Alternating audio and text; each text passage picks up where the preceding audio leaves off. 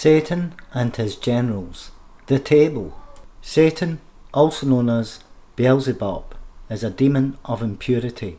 His realm is impurity itself, and therefore all abominations are found within it.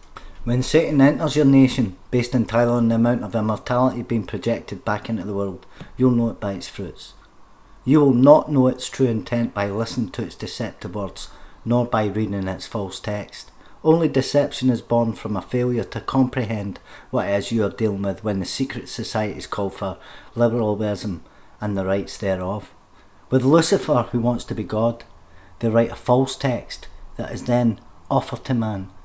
Once the script is taken up as a theology or culture, the foundation is in place on which it is to be constructed. The mystical body of Satan, the new God, is Lucifer. Directly beneath Satan stand his 5 generals. Baal, another demon of impurity, also known as Melech, Moloch, or Lord. He has the role of encouraging cultures to fall through fornication, today known collectively as pornography, used to perfection and encouraging free love.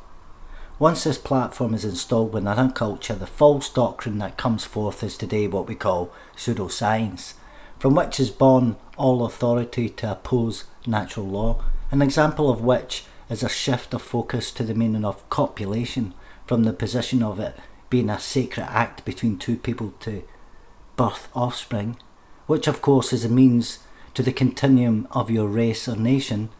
That's involved into an act that is to be seen as nothing other than a recreational event. This they call free love, which is a huge deception indeed. Free love costs your family everything, as you begin to destroy your family line through letting go of the natural law that is nurturing and care. Everyone wants to be it, yep. When that stage is achieved within a nation, it opens the door to the scientifically authorised use of contraception, the fruit of which is sterile relationships, and the second step in having a race nation cease to reproduce itself. A dark intent masked as a right and represented as befitting a more evolved humanity. That is what eugenics is all about. Okay? When that stage has been achieved, it opens the door to the third step in the introduction of the next 3 demons in this hierarchy, who move to expand and speed up the road, the end of the race, through following only the now liberated passions as decreed by pseudoscience. The demon questions are: Asmodeus is a demon of homosexuality in men that are more to the feminine aspect in the male. Leviathan is a demon homosexuality in women, expressing the more masculine aspect and moves to drag them to the creed. The result is a sterile relationship and another step in the killing of your race, but it's a scientific right, is it not? Lilith, here we go, is a demon of female homosexuality, the seductive aspect of the creed. The result is a sterile relationship, a seduction. She works across the others, but it's the twisted form of seduction we call lust. Having almost closed the door on the reproduction of your race, there remains only one more step to fulfilling the creation of the mystical body of Satan within a nation. This comes forth as the highest ritual to be made to the new God, that of pseudoscience, and is therefore ordained to the highest physical expression of worship to the Satanist religion. This is how we know today as scientifically authorised child sacrifice in all its horrific forms. For the mystical body of Satan to fully manifest its power requires a satanic sacrament. This opens the door to Baphomet, the demon of the child sacrifice, abortion, suicide, euthanasia, and for the high priests of this theology, outright murder of a child in their rituals. Once that state of affairs is in motion, it allows for the enforcement of all abominations as if it was the law. However, this law of which they speak is a law issued by judges. It is known as dog law, seen in the use of dog Latin. Today, a heinous example of just such an abomination comes from the sacrifice of an innocent has taken place through the fact you depend on the food supplied by the supermarkets. They have forced the eating of the flesh of those sacrifices through the ingestion of processed foods in which they have introduced cells of aborted fetuses. You are now, as a race, eating the sacrificial flesh of aborted infants. The world looks on. Circumcision is a blood rite. It traumatises the child, which opens it to the demonic. The perpetrator of the deed then sucks and drinks the blood of the child in what they call oral suction. It is forbidden to drink the blood of a living being in the Noahide law, and yet every Jew and every Muslim suffer this ritual. Without self-responsibility, the only direction we'll dance into this theology is down on the spiral. This applies to you as a sentient being and collectively as a nation. If you do not understand the script on which you are acting, you do not comprehend the decisions you are making and the final results you are going to create. So be you religious or irreligious by any stretch of the imagination, neither of the above two formats, which of course are describing the same instrument, is conducive to moral law. Can you see it now? This fallen agenda needs to be turned around quick smart. A failure to take responsibility now will imprison your offspring to a terror you are only just beginning to comprehend. Acknowledgement of the facts comes before we build the road to the redemption of the self. This report I'm giving you is the facts. If we move to judges and judge this only ourselves, we cease being the judge of another. This is when change occurs. When you study this information as it presents two sides of the same instrument, you can see how satanic system has been thrust upon the nations. It is through the obsession with the economy, which is the very machine we are supposed to oppose, that we lose focus. Most don't see the moral aspects of governance, or maybe we fail to ask who the people are demanding your vote. Who are they? No, as it relates to who they are and what they represent when elections come calling. A worthy effort is to recognise the problem and to cease acting in an act that has your death, but on temporal and spiritual. You're basically walking around dead like a zombie, like I said. You know. There's another form of lust represented by the North mythology, Valkyrie. You know, it's a woman who can be said to represent the opposite lust of a male to that of sex, the lust of war, you know, many cases of war at the behest of a woman. So, you've got Betham, when speaking of judge, you know, made a law, called it dog law. He described it. Do you know how they make it? Just as a man makes laws for his dog. When your dog does anything you want to break him of, you wait until he does it, and then you beat him for it. This is the way you make laws for your dog, and in this way the judges make law for you and me. Nevertheless, you're all supposed to know the law, and likewise you're all supposed to know this Bible. Baal, Lord, the name appropriated to the principal male god of Veneticians. It's found in several places in the plural. Baalim, Judges 2:11, 10:10, 1 Kings 18:18, Jeremiah 2:23, Hosea 2:17. Baal is identified with Moloch, Jeremiah 19:5. It was known to the Israelites as Baal Peor, Numbers 25:3, Deuteronomy 4:3. Baal Peor was worshipped till the time of Samuel 1:7-4, and was afterwards the religion of the 10 tribes in the time of Ahab, Kings 1:16-31-33, Kings 1:18 and 19 and 1 Kings 18-22. It prevailed also for the time in the kingdom of Judah, 2 Kings 8:27, Comp 11:18, 16:3 and 2:28-2, till finally put an end by the severe discipline of the captivity, Zephaniah 1:4-6. The priests of Baal were in great numbers, 1 Kings 18:19, and of various classes, 2 Kings 10, and you look at 19 there. Their mode of offering sacrifices is described in 1 Kings 18:25-29. The sun god, under the general title of Baal, Lord, the chief object of worship for the Canaanites.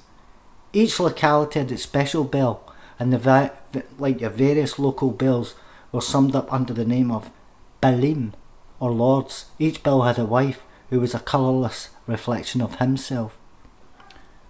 Thanks very much for reading this first part. I hope you've found something in it. I'm only warming up. Right, I'm going to get these bastards. This is just a start. Thanks for listening. If you want to know any more about this bit, you could go into the Babylonian Talmud on Baal and these kind of things from the Jews. I don't really know, but thanks anyway. Sorry, I meant to add, you will get where this is going. This is just like me building up to revealing these, ruling families that use names as cover for the real names. Well, I know your names and addresses, so fuck you cunts. In fact, know what? I'm going to continue. So let's look back over the last year. So anybody who's going to take the time to look into this, you'll see the global banking intelligence networks, picking the best fruit out the orchard, taking the good shit for themselves. You need to understand one thing. It's like there's a big influence control. It's huge, it's global, it's a big sphere. You know what I mean? The world of intelligence has got its roots in commerce. The stockholders, corporations, they move around, they try to gain advantage in deals and contacts. They intend, they're looking for, they pick the people they intend to take part. They want to manipulate all parties, they want to condemn, they want to bring them into and, turn the advantage. So they achieve this through holding a bigger knowledge base of the present and future trends, and assets, that are actually on the table and what's about to be traded. They're the masters of commerce. So you also have to understand that they're the masters of data. Right? Commerce is a parasite instrument that, it levies costs, fees, taxes. It's like maybe a simple trade between one or more parties. So revenue is generated out of thin air and becomes an addition on top of the simple exchange. You know what I mean? So it's benefiting none of those involved in the trade itself. So from such a huge collecting of revenues, position their benefactors of commerce with huge fortunes that they would use to subvert nations in order they could take over the political parties, through holding the coins. Then through the secret societies, they would procure wars and they would further and put you into debt, the nation state, the masters of commerce and controlling them through credit, that they offered through the central banks, so they can subvert the domestic systems, and expand fortunes by having the state indebted and the public is liable for the debt, so the public can become the slaves who pay the debt that the state owes, or the country. And you keep launching taxes after taxes, fines after fines, So they have a system that continually removes huge chunks of revenue from the pot of the nation and into they put it in their own pockets. They're parasites. So even the benefits that they get offered through the commerce, they're protected and they're enforced by the legal system that we pay for. So health and safety is a prime example of getting ripped off. These body of corporate corporations, corporate entities, they paralyse the private trade through the rules of the contracts and commerce. So they get full command of the entire domestic system through the cost. So the legal title is the yoke to your enslavement, basically. They'll buy into all aspects of your nation's culture. Your mythos, education, religious and historical, also your media outlets, just to make sure everything was presented the same script to the masses that they want, in order they can change the culture to the image of their own creed. Well, the natives, which is you, after only a couple of generations, believe the fiction to be true. You believe this. So, You go and enter now the Tavistock Institute for Human Relations, right? These bastards. Before the entrance of the Tavistock, it was through pseudoscience that you would master this. You'd make your way through the aristocracies of nations. They can be studied like the understanding of a royal society, right? After the amalgamation of various pseudoscience networks, it becomes power, and held within the secret societies themselves. So they merged into the Tavistock to head the agenda of social engineering across the world.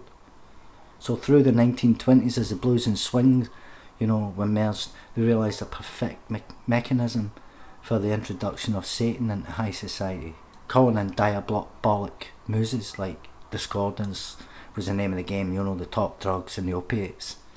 This would open the door to the breach of morality as impunity and purity and all that goes with it. So that's thrust into your high societies, your high English societies, English speaking nations, from the Hotel Cecil, that was called. So they would spread this newfound debauchery into the heart of the American Masonic, campuses, your university campuses.